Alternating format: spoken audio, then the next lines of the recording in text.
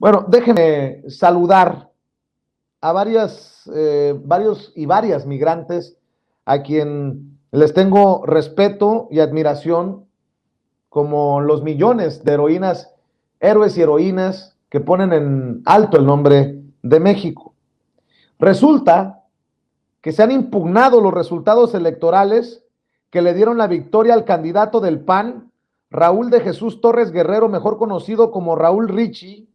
Denuncian irregularidades y esto es como diputado migrante, así sería. Por eso se han impugnado los resultados y le agradezco mucho a tres excandidatas, porque tengo entendido que el excandidato aún no llega a la mesa de diálogo, tres excandidatas: Sandy Choreño, excandidata a diputada migrante por el PRD; Diana Reyes, excandidata a diputada migrante por el PT; y Verónica Puente, excandidata a diputada migrante por Morena. Les agradezco a todas ustedes por acompañarnos. Andy, me da mucho gusto saludarte. Diana, gracias por acompañarnos. Verónica, es un placer. Buenas tardes, buenas noches a todas. A ver, se están impugnando los resultados. ¿Qué es lo que ha pasado? Sandy, empiezo contigo. Hola Vicente, mucho gusto en saludarte nuevamente y a tu auditorio. Pues como sabes, la lucha de la Diputación Migrante nos ha llevado muchísimos años, obviamente a mí menos, pero muchas personas, muchos activistas que nos anteceden estuvieron en esta lucha. Se logró mediante algunas impugnaciones que metimos al tribunal en la pasada elección y pues estuvo un poco, digamos que atropellado el proceso, aún así pues muchas y muchos de nosotros, junto con los grupos con los que estamos, decidimos competir. En el proceso nos fuimos dando cuenta pues de varias irregularidades, por ejemplo, pues en el caso de Raúl, que no tenía una residencia en el extranjero, que había tenido un cargo público en la Ciudad de México en el 2019, lo cual lo hacía incumplir la residencia de 2 años en el extranjero para que fuera elegible. No obstante, siguió el proceso y cuando llegó el momento de la elección y gana, es cuando nosotros pudimos ya presentar esas pruebas, que fue las que obtuvimos mediante transparencia y algunos otros, algunas otras instituciones. O sea, me estás diciendo, Sandy, que de entrada la candidatura era inviable, no era posible que resultara candidato Raúl de Jesús Torres Guerrero, el candidato del PAN, el que resulta ganador. Ese es el punto. Así es, así es. En el proceso nos dimos cuenta que él estaba ocupando un cargo público en el Partido de Acción Nacional en la alcaldía Venustiano Carranza en el 2019. Le mandé ahorita a tu productora las pruebas que están ahí donde nosotros obtuvimos mediante transparencia que tenía ese cargo en el 2019, lo cual lo hace incumplir el requisito de 2 años en el extranjero. Esa era la primera.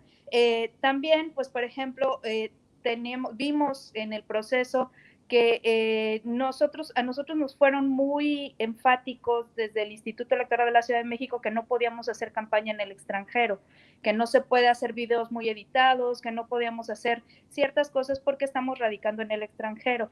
No obstante, el candidato del PAN estuvo haciendo varios videos, incluso te mandamos un jingle que me parece que no lo van a poder poner, pero donde él está pues con videos muy editados, donde traen camisetas, donde él está pues haciendo campaña, ajá, lo cual pues obviamente nos pone en desventaja.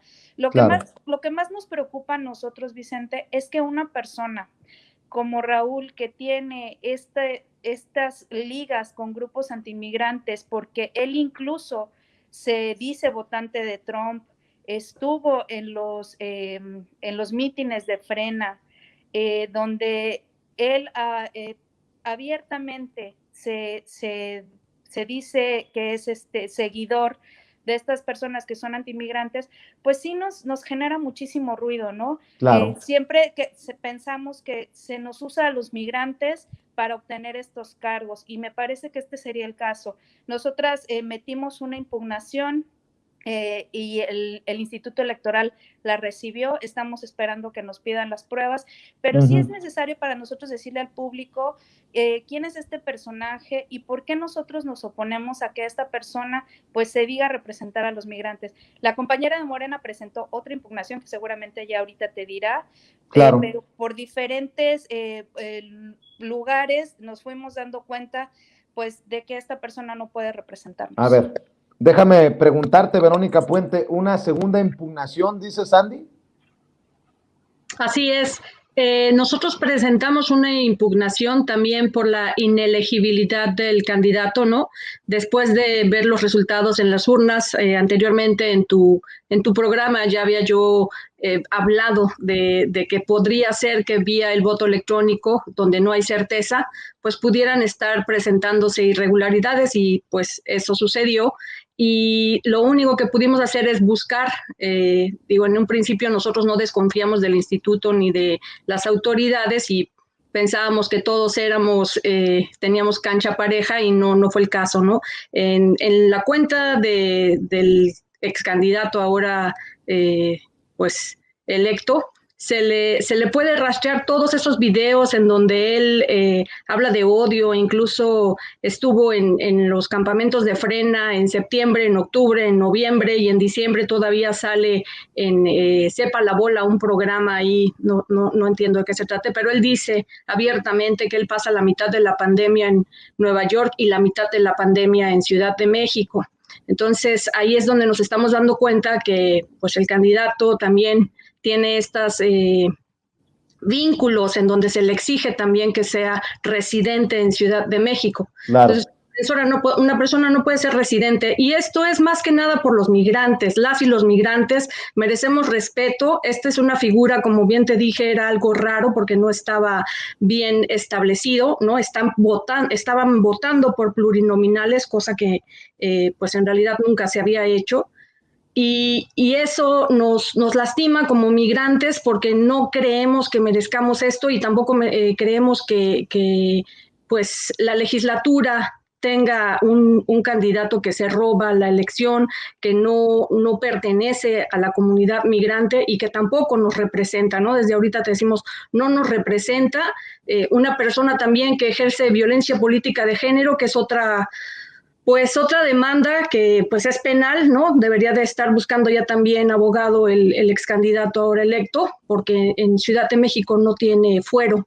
Entonces, vía nuestro partido también vamos a presentar esta demanda por violencia política de género que ejerció en contra mía en particular, pero también podríamos verificar, ¿no? Lo que ha sucedido con las otras. ¿Por qué en contra tuya? ¿Qué te hizo? Pues a mí me acusa, me difama de haber guardado silencio a cambio de preventas, de haber puesto a una pariente, simplemente porque la suplente lleva el mismo apellido materno que el mío, pues él ya da por hecho que yo estoy vendiéndome a cambio de algo, ni siquiera dice de qué, pero pues me afecta políticamente, ¿no? Me afecta a mi imagen y pues me está acusando inclusive de nepotismo. Entonces, pues es grave las acusaciones que me está haciendo y precisamente ya está tipificado esta violencia política de género, es una demanda penal, pues que también vamos a presentar en su contra y es lastimoso para todas y todos los migrantes que alguien así intente decir que nos representa. De hecho, me está informando nuestra productora Meme Yamel que ya hemos buscado al diputado migrante para entrevistarlo, pero nos dice que no puede o simple y sencillamente nos deja en visto porque sabe que me voy a portar elegante porque el panel es de puras mujeres y no quiero un exabrupto que vaya a prestarse a... En fin, a ver, déjame preguntarte, Diana. Veo que son de diferentes partidos, pero están haciendo un frente común, o al menos es la idea que tengo, me corrigen si estoy equivocado, para esta impugnación y para que no asuma el cargo este personaje del PAN. ¿Es un frente común de diferentes candidatas de diferentes partidos? Así es, mira, Serrano, lo que queremos decirte es de que nosotros hicimos este frente porque queremos la aclaración ante las autoridades electorales que lleguen hasta las últimas consecuencias para que nos puedan explicar qué es lo que pasó con esta votación porque estuvo pues muy irregular. Y yo te quiero decir que, por ejemplo, nosotros queremos que pedimos a las autoridades electorales que nos expliquen en la cuestión de los votos electrónicos. ¿Por qué? Porque resulta que en los votos electrónicos tenemos un 83% de votantes y pareciera que el voto postal es del 17%. Ahí vemos curiosamente y el problema ahí donde no se presenta que haya, pues, como si pareciera que ese candidato lo conociera mucha gente, es decir, como si la votación o los votantes o el padrón hubiera votado al 100%.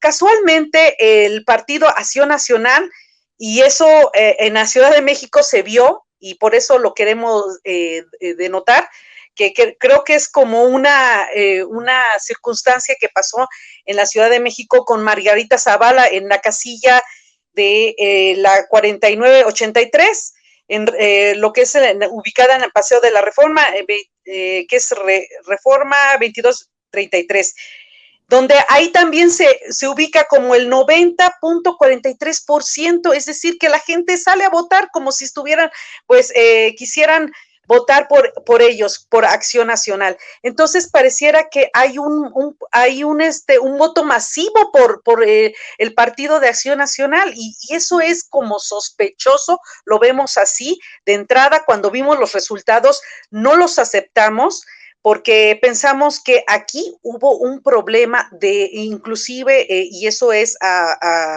que no lo podemos sustentar porque es una hipótesis, pero sí lo podemos decir que si esto, es decir, si las autoridades electorales no nos responden ante estas cuestiones que nosotros estamos presentando, esta demanda, esta impugnación, y no nos responde, estaremos pensando que ellos están a la par de estas violaciones. Déjame ayudarte. ¿Ustedes piensan que hubo fraude? Yo, y lo digo personalmente, sí hubo ese fraude por la capacidad que hubo de los votantes electrónicamente. Ahí está la sospecha. Hay muchos cuestionamientos en torno al INE. Yo les pregunto, con la autoridad electoral correspondiente, ¿se le puede creer a la autoridad electoral correspondiente? Pues que lo sostenga, Yo le pido que las autoridades electorales lo sostengan y por eso estamos pidiendo que ellos abran en la cuestión de los votos electrónicos, que nos expliquen cómo llegó y de dónde llegaron esos votantes, de qué parte de Estados Unidos y de todo el mundo llegaron esos votos electrónicos. Hasta entonces podemos decir que fue una elección limpia. Si no, podemos decir que no es una elección limpia. Pues yo nada más voy a decir, para darle la palabra a cada una de ustedes para que cierre con una reflexión. Me lleva la chingada, perdón por decirlo así, tantos años viviendo en Estados Unidos, luchando desde mi trinchera para que puedan ser votados los migrantes, para que podamos votar como nos merecemos y no ser tratados como ciudadanos de segunda clase, para que me digan, con mucho respeto, y no porque sea panista, pero que me digan que es un seguidor de Frena, un personaje que apoya el movimiento Frena del desquiciado esquizofrénico de Gilberto Lozano y que además no cumple con los requisitos. Por eso digo, me lleva la tiznada. Mi querida Sandy, tú me conoces y sabes que soy sincero y verdaderamente lo siento así. Déjame preguntarte, ¿con qué cierras para la gente que nos está viendo y escuchando? Pues yo creo que cuando dices eso, estamos todos sintiendo lo mismo. En realidad, pues, como te decía, esta es una lucha de muchos años. Nos preocupa efectivamente que la persona que nos vaya a representar ni siquiera conozca la agenda migrante, que no sienta lo que nosotros hemos sentido, la discriminación, el racismo, que aparte, como dices, pues sea un seguidor de una persona, pues, que visiblemente no está bien de sus cabales, pero nosotros estamos efectivamente exigiendo al Instituto Electoral que se reponga la elección, que se hable abiertamente de qué fue lo que pasó, como dice Diana, de que se transparente dónde están los votos, y a partir de ahí, si no se nos hace caso, iremos escalando instancias. Tú sabes que los migrantes no nos damos por vencidos, hay muchos grupos detrás que están cuestionando quién es esta persona, entonces iremos escalando estas instancias y no nos vamos a rendir. Esta persona no nos representa y necesitamos un representante que sea digno, no nosotras si quieren, pero que sea alguien que conozca la agenda migrante y que cumpla con los requisitos que se establecieron desde el principio. Si fuera digno representante de los migrantes, me respondería a esto el disque candidato ganador de la elección. ¿Qué piensa de su compañera de partido, Josefina Vázquez Mota, y los muchos millones que recibió en el gobierno de Peña Nieto para disque apoyar a los migrantes a través de la Fundación Juntos Podemos, y que nunca ha dado claridad? Y le digo candidato o candidato, que me responda, porque me apareció en mi Facebook como memoria de hace por lo menos 3 años. Tenemos muchos años, como nosotros aquí en Sin Censura, peleando para que se respete a los migrantes. ¿Se compromete a pedirle cuentas claras a Josefina Vázquez Mota o la seguirán protegiendo desde el Partido Acción Nacional? Solo lo dejo ahí para que chille la víbora, para dejar la víbora chillando. Verónica Puente, para cerrar, ¿qué reflexión dejas? Bueno, como lo había dicho anteriormente, cualquier elección debe de tener certeza. Un voto electrónico no hay certeza, y en este caso también tendríamos que pedir la opinión de 2 o 3 personas técnicas para que den cuenta de lo que está denunciando también la compañera Diana, de que hubo manipulación en el voto electrónico. Es un sistema que no es infalible, ¿verdad? Sabemos que hay ruido en la comunicación. Queremos creer que el ruido se dio después de la comunicación y no antes, porque eso sería pues justamente un fraude electoral, y tenemos constancia de algo que sucedió anteriormente en Chiapas en 2015, cuando ya estando la persona electa como diputado o diputada migrante, pues la Fiscalía encontró que los votos habían salido desde México y no desde el extranjero. Nosotros insistimos en el padrón para saber en dónde se encontraban las personas, no para comunicarnos con ellos o ellas. También queremos creer que no hubo ninguna otra agrupación política que les estuvo ayudando para hacer estas votaciones. Como bien lo digo, no hay certeza de que detrás de cada voto haya habido una persona. Entonces, eso da para anular esta elección, para reponerla, y para que así también nosotras y nosotros aquí en el extranjero podamos estar votando desde el consulado para 2022 y 2024, sobre todo que esto es un ensayo de lo que puede pasar en el 2024 y debemos de tenerlo desde ya. Y por decencia debería de tener el candidato y renunciar. Esto es todo. Gracias. Diana Reyes, ¿con qué cierras tú? Sí, yo le comenté al candidato Raúl Torres, le dije, el que nada debe, nada teme, y le comenté que si nos pudiera apoyar para que se esclareciera esos votos electrónicos y que nos ayudara ante las instituciones electorales para que nos puedan comprobar de dónde provienen todos esos votos, y así pueda darnos la certeza de que es un candidato íntegro. Y si no, pues entonces lo que yo solamente puedo pronosticar de aquí a 3 años es de que esto es un preámbulo a lo que el Partido Acción Nacional y unos compinches, que es avalado por la familia Zavala, pueda en el 2024 hacer esto, pero a gran escala, es decir, un fraude a gran escala. Y yo desde ahorita de antemano lo estoy anteponiendo. Por eso es importante ahorita que las instituciones electorales se pongan a trabajar y que den la certeza en esta cuestión de la cuestión electoral para los del exterior, para nuestros migrantes, porque nosotros queremos un diputado digno.